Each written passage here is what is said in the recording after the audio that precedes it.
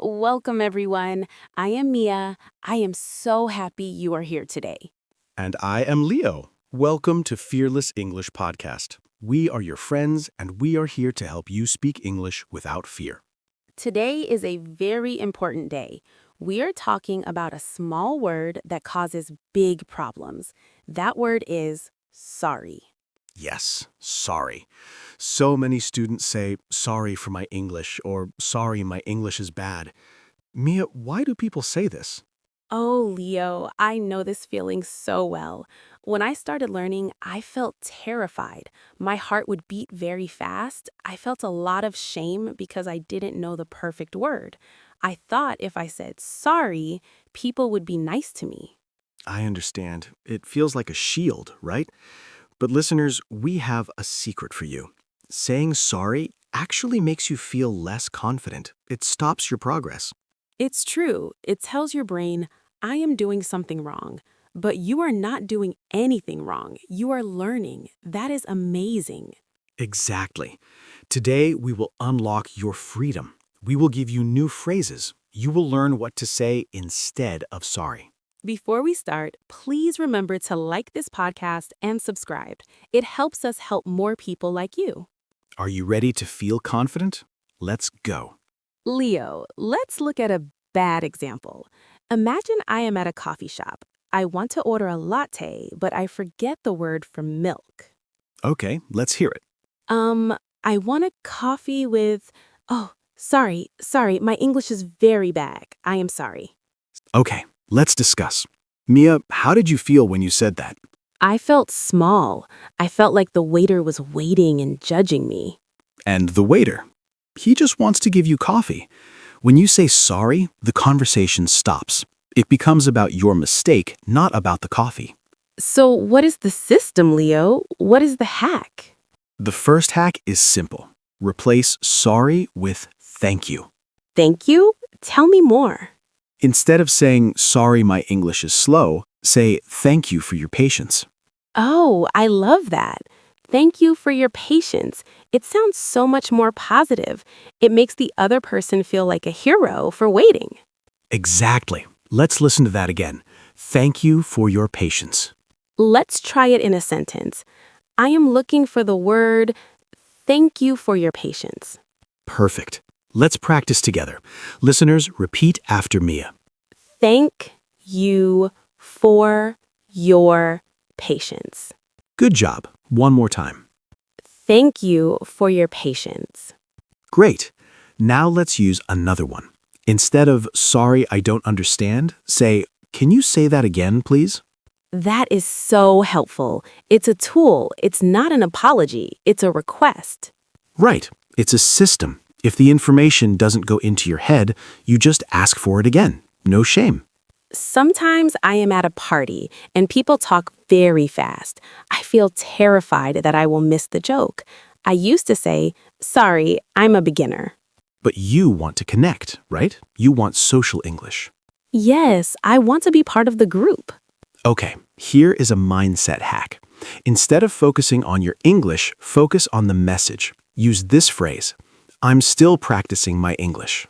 I'm still practicing. That feels very honest. It feels brave. It is brave. It tells people, I am working hard. Let's hear a dialogue. I will be the fast talker, and Leo, you use the new phrase. Okay. So then we went to the park and saw this amazing dog, and it started jumping and... Wait. I'm still practicing my English. Can you speak a little slower? Oh, of course. We saw a big dog. See, I didn't say sorry. I just told Mia what I needed. And I was happy to help. I didn't think Leo was bad at English. I thought Leo is cool. He's learning a new language. Let's practice that phrase, listeners. Repeat after me. I'm still practicing. One more time. I'm still practicing my English. Great. You're doing great. You're improving already. Leo, what about when we use the wrong word? Like if I say, I am boring instead of I am bored. That happens to everyone. Even native speakers make mistakes. If you realize you made a mistake, don't say sorry. Say, let me try that again. Let me try that again. I like that. It sounds like a restart button on a game. It is. It shows you are in control. Let's practice. I am a boring person. Wait, let me try that again. I am bored by this movie. Perfect correction. No shame. Just a quick fix. One thing that makes me feel a lot of anxiety is when I forget a simple word, like key or spoon. I feel so silly. Don't feel silly. Your brain is a big library, and sometimes the lights are off in one corner. Use this phrase. How do you say thing in English? Or what is the word for action? Yes, and you can use your hands. Exactly. Let's do a role play. Mia, you're at a restaurant. You need a fork, but you forget the word. Okay. Excuse me, I need what is the word for the thing you eat with? Like this. Mime eating. Oh, a fork. Yes, a fork. Thank you. Did Mia say sorry? No. Did she get the fork? Yes. Success. It feels so much better than saying, sorry, my English is bad. I forgot the word. Exactly. You're a problem solver. You are using English as a tool. Let's repeat that phrase. It is a super phrase. How do you say, What is the word for? good job? You are unlocking your speaking power. Now let's put it all together. We will listen to a long dialogue. First, listen to the anxious version. Then we will discuss, then listen to the confident version. Okay, here is the anxious version. Setting is Mia is meeting a new neighbor, Leo. Hi, I'm Leo. I just moved in next door. Oh, hi. Sorry, my English is... Sorry, I am Mia. Nice to meet you. Do you like the neighborhood? Yes. Sorry, I don't understand neighborhood. I am so sorry. My English is very bad. Oh, okay. No problem. See you later. I feel sad just acting that out. I felt so much shame. And look at the result. The conversation ended. I felt like I was making you uncomfortable, so I left. Now, let's try the confident version. No sorry. Use our new phrases. Hi, I'm Leo. I just moved in next door. Hi, Leo. I am Mia. I'm still practicing my English, but it is nice to meet you. Nice to meet you too. Do you like the neighborhood? The neighborhood. What is the word neighborhood? Oh, it means this area, the houses in the street. Ah, yes, I love this area. Thank you for explaining. You're welcome. Want to grab a coffee sometime? Wow, what a difference. Huge difference. You were honest about practicing, you asked for a definition, and you said thank you. The connection was saved. I felt so much more freedom in that conversation. Listeners, let's practice the key parts of that. What does that word mean? Thank you for explaining. Excellent. You are speaking naturally now. Let's talk about the mindset, because English isn't just about grammar. It's about how you feel. I agree. For a long time, I thought English was like a test in school. If I made a mistake, I would fail. But life is not a test. English is just a bridge. A bridge? Yes, a bridge between you and me. If the bridge is a little shaky, it's okay. We're still crossing it together. That is so beautiful, Leo. I want to tell the listeners, you are brave for building this bridge. Every time you speak, you are winning. Here is a system I use when I feel scared. I call it the 3-second rule. Tell us. When you want to speak, don't think for more than 3 seconds. If you think too much, your brain will start to feel terrified. It will say, stop, you will make a mistake. So just jump in. Just jump in. Say the first word, even if it's just hello. Once you start, the fear goes away. I love that. Let's practice a simple jump in. Imagine someone asks, how are you? Don't think about grammar, just speak. I am good, a little tired, but happy. How about you? Perfect. Simple sentences are your friends. You don't need long, complex words to be smart. That's right. Some of the most confident people I know use very simple English. They just speak with a smile. A smile is the best English hack in the world. It tells the other person, I'm friendly and I want to talk. Leo, let's give our listeners a challenge for this week. I love challenges. For the next 7 days, I want you to delete the word sorry from your English vocabulary. That's a big challenge. No sorry at all? Only if you step on someone's foot. But if you are talking about your English, no sorry.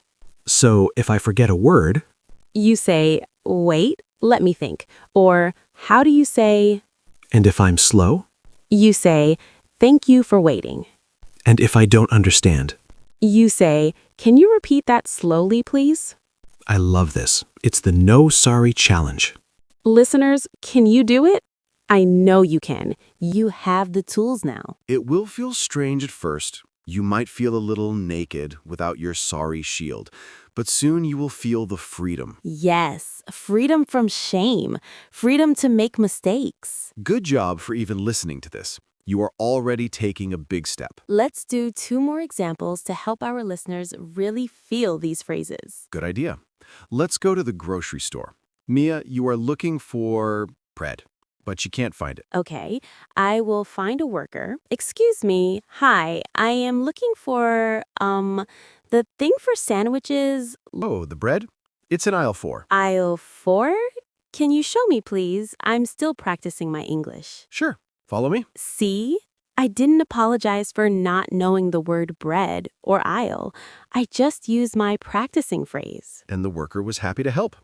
Now let's try a more scary place, the office. Oh, the office is very scary for English learners. Let's say I'm your boss. I give you a lot of instructions very fast. Okay, Mia, I need the report by 5, but make sure you check the data from the November file, not the December file, and send a copy to Sarah. Wait, Leo. Thank you for the information. Can you say that again more slowly? I want to make sure I get it right. Oh, sure. Sorry, I talked too fast.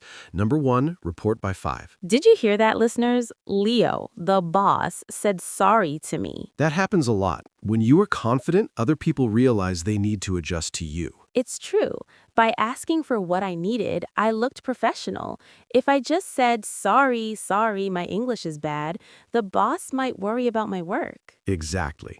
Confidence is professional. Okay, before we finish, let's do a quick repetition round. We will say the phrases and you repeat them at home. Speak out loud. It's important for your muscles. Ready? Phrase 1. Thank you for your patience. Phrase 2. Can you say that again, please? Phrase 3. I'm still practicing my English. Phrase 4. How do you say word in English? Phrase 5. What does that mean? Phrase 6. Let me try that again. Excellent. You sound great. I can feel your confidence growing through the microphone.